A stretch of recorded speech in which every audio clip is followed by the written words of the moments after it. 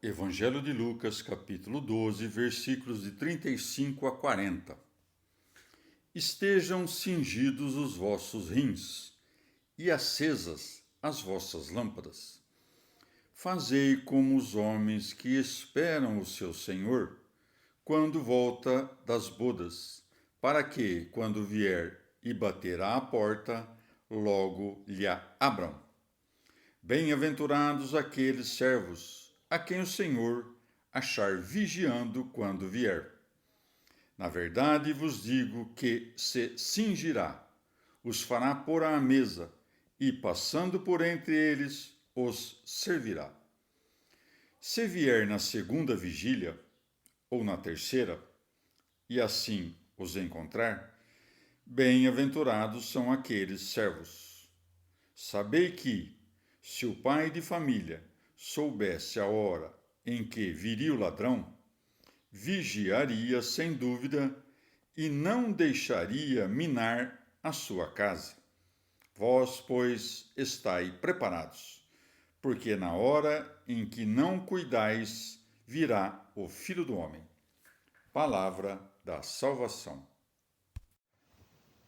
Comentário Lucas 12, de 35 a 40.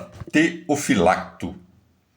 Depois de decretar que seu discípulo deve ser modesto, despojando-o de qualquer cuidado com a vida e de todo orgulho, Nosso Senhor o incentiva agora a servir, dizendo: estejam cingidos os vossos rins, isto é, estejam inclinados sempre a praticar as obras do vosso Senhor, e acesas as vossas lâmpadas, isto é, não leveis as vossas vidas pelas trevas, mas assista-vos à luz da razão, mostrando o que fazer e o que evitar. Com efeito, este mundo é uma noite. Cingidos em volta dos rins são os que guardam a prática, pois esse é o hábito dos que servem. Cumpre-lhes também ter lâmpadas acesas, isto é, o dom do discernimento, para que o homem ativo possa discernir não apenas o que cumpre fazer, mas também como. Do contrário, desabam os homens no precipício da soberba. Deve-se reparar, contudo, que manda primeiro cingir os rins e só depois acender as lâmpadas, porque primeiro vem a ação, depois a contemplação, que é a iluminação da mente.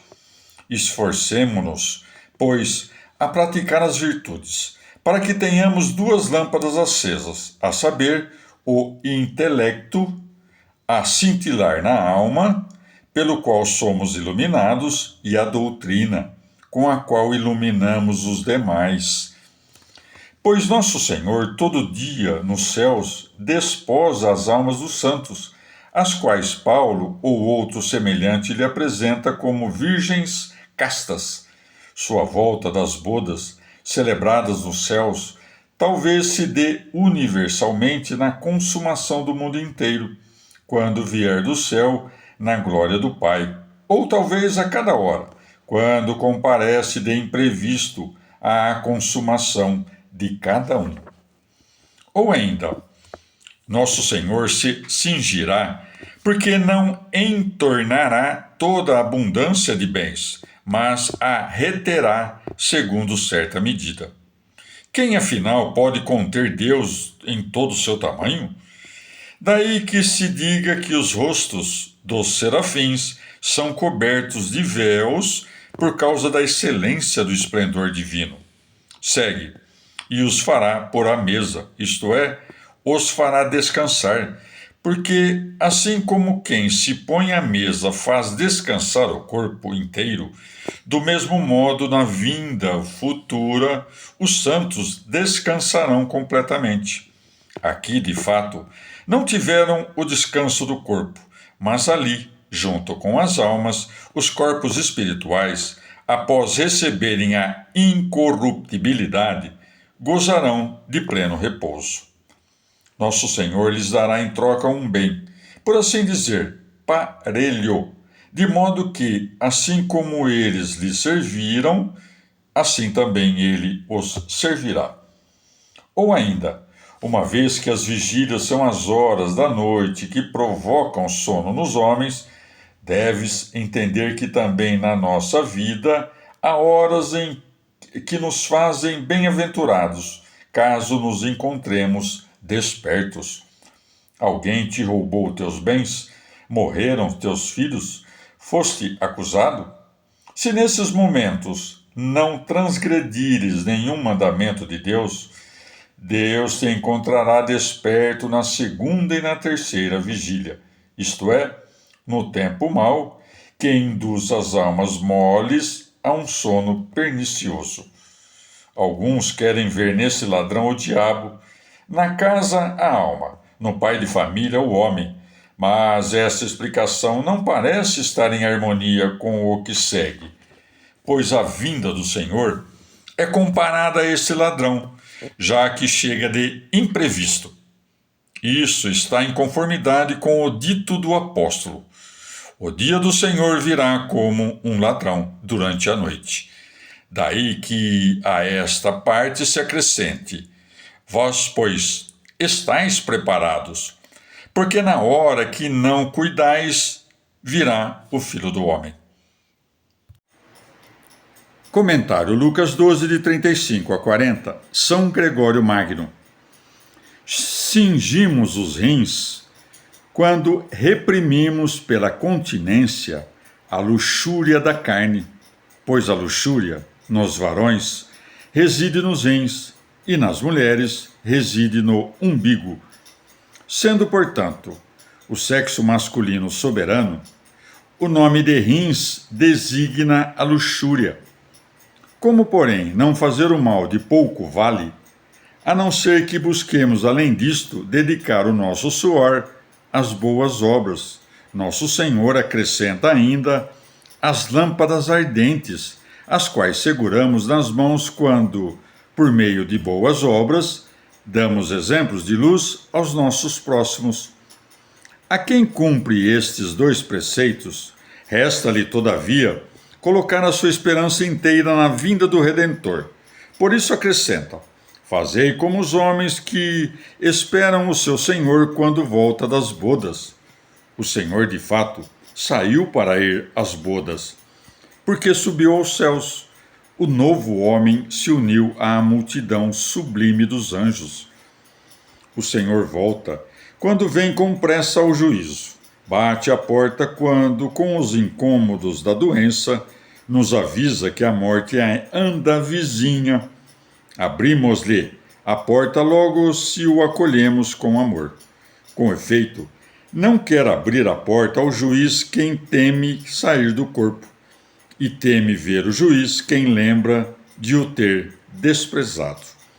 Quem, por outro lado, está seguro de sua esperança e de sua obra, logo abre a porta ao que bate, porque, reconhecendo o tempo da morte próxima, alegra-se da glória da retribuição.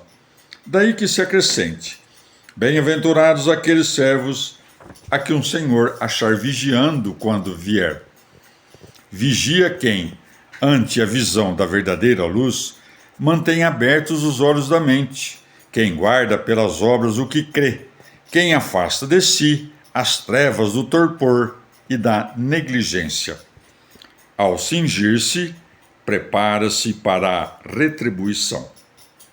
Nosso Senhor passa por entre seus servos quando volta do julgamento a seu reino, ou ainda, o Senhor passa por nós após o julgamento, elevando-nos da forma da humanidade à contemplação da sua divindade.